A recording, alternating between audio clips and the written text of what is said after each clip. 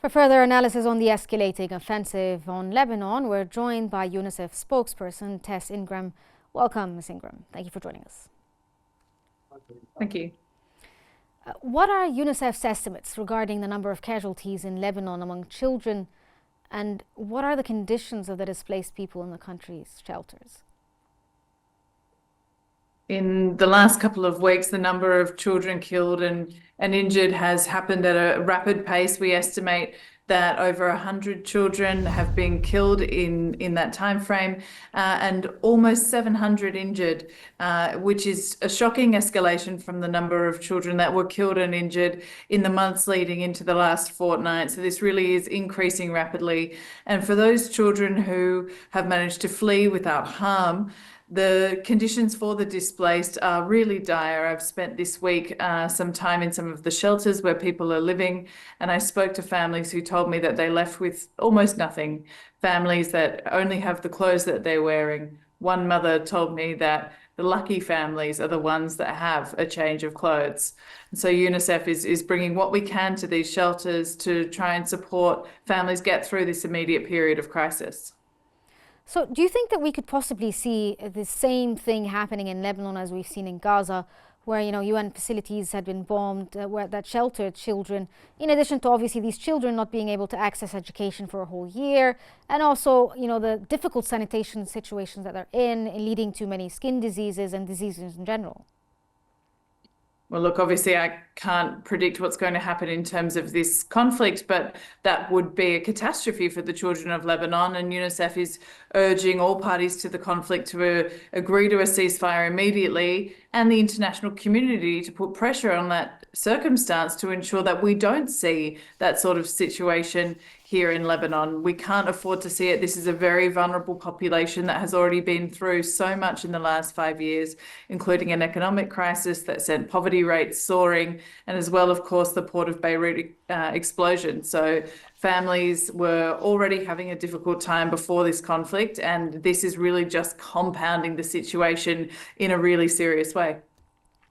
So what is the situation of the children in Lebanon in general right now in light of the ongoing Israeli bombardment? How is UNICEF dealing with them? I'm sure the psychological effect is quite dire. Yeah, I think the psychological effect is of great concern. Like I said, I've been at shelters talking to children, and on the surface they seem okay, and then the more you speak to them, the more you realize that they're putting on a bit of a brave face, and there's a lot of fear and anxiety and trauma underneath that. Children crying or getting choked up when they try and talk about what has happened to them over the last couple of weeks. I heard harrowing stories of children making journeys from the south to Beirut, seeing explosions along the way. One little girl told me that a car next to them on the highway was hit by an airstrike, and the impact of that blast damaged their car and glass went flying everywhere. So this is just one example of the many different things that children have experienced, and this sort of compound trauma will, of course, have a long-term impact on children's mental health here in Lebanon. So UNICEF is on the ground. We've been in Lebanon mental health and psychosocial services. We're also setting up mobile health clinics. And of course, we're delivering supplies. We've delivered a lot of medical supplies, over 100 tons, with more arriving this weekend. And we're bringing those essentials to shelters like water, medicines, blankets, mattresses, things that people need right away. Okay, do you think that these effects on the children, as you said, you're providing services when it comes to mental health and everything, but will the effect of this war be permanent on these children? We really won't know the extent of the long-term impact of this trauma until children feel safe. It's very hard to assess and respond to mental health while a conflict is ongoing and the trauma continues to compound.